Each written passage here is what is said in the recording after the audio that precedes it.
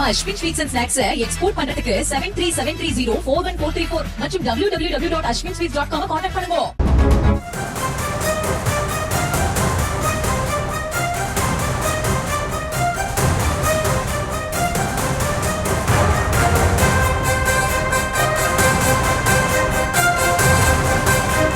நயினார் நாகேந்திரன், வானதி ஸ்ரீனிவாசன் ஆகியோர் வெற்றி பெற்ற தொகுதிகள் இந்த முறை பாஜகவிற்கு ஒதுக்கப்படவில்லை.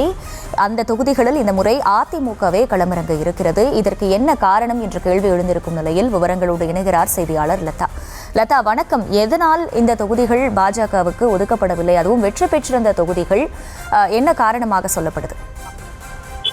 வணக்கம். கடந்த 2021 தேர்தலில் நயினார் நெல்லை தொகுதியில் போட்டியிட்டு வெற்றி பெற்றிருந்தார். அதே போல வானதி ஸ்ரீனிவாசனும் கோவை தெற்கு தொகுதியில் வெற்றி பெற்றிருந்தார். தற்பொழுது இருவருமே தொகுதி மாற இருப்பதாக சொல்லப்படுகிறது. முக்கியமாக நயினார் சாத்தூர் தொகுதியிலும் வானதி ஸ்ரீனிவாசன் கோவை வடக்கு தொகுதியிலும் நிற்க இருப்பதாக சொல்லப்படுகிறது. முக்கியமாக இந்த கடந்த முறை இவர்கள் 2 பேரும் நின்ற தொகுதியில் தற்பொழுது அதிமுக வேட்பாளர்கள் நேரடியாக களம் காண இருக்கிறார்கள்.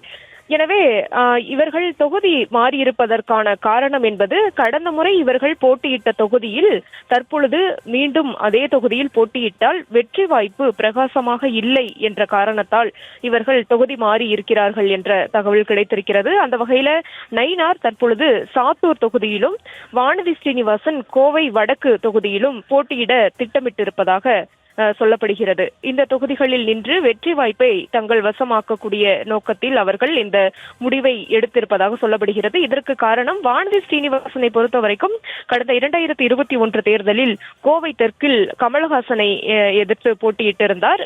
சுமார் 1800 வாக்குகள் வித்தியாசத்தில் தான், அதாவது மிக குறைந்த அளவிலான வித்தியாசத்தில் தான் வானதி ஸ்ரீனிவாசன் வெற்றி பெற்றிருந்தார்.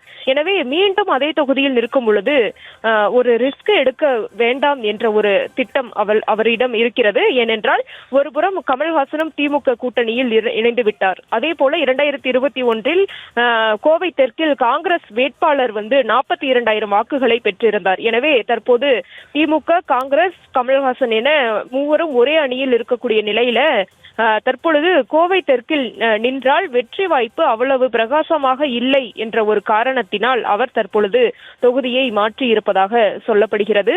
எனவே கோவை வடக்கு தொகுதியில் அவர் நிற்க இருப்பதாக கூறப்படுகிறது. கோவை வடக்கு தொகுதியை பொறுத்த வரைக்கும் அதிமுகவினுடைய ஒரு கோட்டையாக இருந்து வருகிறது. கடந்த தேர்தல்களில் தொடர்ச்சியாக அதிமுக தான் அந்த தொகுதியில் வெற்றி பெற்று வருகிறார்கள். அது மட்டும் இல்லாமல் SP வேலுமணியை நம்பி அந்த தொகுதியில் வானதி ஸ்ரீனிவாசன் களமிறங்க இருப்பதாகவும் தகவல்கள் கிடைத்திருக்கிறது. எனவே அதிமுக உதவியோடு கோவை வடக்கில் வானதி ஸ்ரீனிவாசன் போட்டியிட்டு வெற்றி பெறக்கூடிய அந்த திட்டத்தில் அவர் இருந்து வருகிறார். அதே போல நயினார் நாகேந்திரனை பொறுத்த வரைக்கும் சாத்தூர் தொகுதியில் களம் காண இருப்பதாக தகவல்கள் கிடைத்திருக்கிறது. ஏனென்றால் நெல்லை தொகுதியை பொறுத்த வரைக்கும் அதிமுக அந்த இடத்தில் தற்பொழுது பெரிய அளவில் பலமில்லாமல் இருப்பதாக சொல்லப்படுகிறது. ஏனென்றால் கடந்த 2021 அதிமுக உதவியோடு அதிமுக ஆதரவோடு தான் நயினார் நாகேந்திரன் அங்கே வெற்றி பெற்றிருந்தார். ஆனால் தற்பொழுது நெல்லை தொகுதியில் அதிமுக தரப்பில் பெரிய அளவில் முகங்கள் யாரும் இல்லாத ஒரு சூழல் இருக்கிறது. எனவே அதிமுக வலுவாக இல்லாத ஒரு காரணத்தால் அவர் வெற்றி வாய்ப்பு பிரகாசமாக இல்லை என்ற ஒரு காரணத்தால் அவர் தொகுதி மாறுகிறார் என்ற ஒரு தகவல் கிடைத்திருக்கிறது. எனவே அதிமுகவினுடைய செல்வாக்கு அந்த இடத்தில் குறைந்திருப்பதாகவும் சொல்லப்படுகிறது. எனவே அதிமுக தொடர்ச்சியாக 3 முறை வெற்றியை பதிவு செய்த சாத்தூர் தொகுதியில் இந்த முறை களம் காண்கிறார். அது ஒரு புறம் இருந்தாலும் கூட கடந்த 2021 தேர்தலில் சாத்தூர் தொகுதியில் திமுக கூட்டணியில் மதிமுக தான் வெற்றி பெற்றிருந்தார்கள். எனவே அந்த தொகுதியில் இந்த முறை களமிறங்குகிறார். அந்த தொகுதிக்கு உட்பட்ட மாவட்ட செயலாளரான ராஜேந்திர பாலாஜியை நம்பி அவர் களமிறங்குகிறார். எனவே ராஜேந்திர பாலாஜி வெற்றியை உரித்தாக்குவார் என்ற ஒரு நம்பிக்கையில் நயினார் இந்த முறை சாத்தூரில் களமிறங்க இருப்பதாக தகவல்கள் கிடைத்திருக்கிறது. எனவே இங்கு சாத்தூரில் போட்டியிட்டால் வெற்றி உறுதியாக கிடைக்கும் என்ற ஒரு நம்பிக்கையில் அவர்கள் இருக்கிறார்கள். எனவே அந்த வகையில தான் இவர்கள் 2 பேரும் தொகுதியை மாற்றி இருப்பதாக தகவல்கள் கிடைத்திருக்கிறது.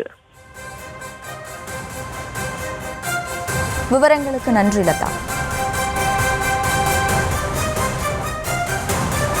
நம்ம Ashwin sweets and snacks export பண்றதுக்கு 7373041434 மற்றும் www.ashwinsweets.com கான்டாக்ட் பண்ணுங்க.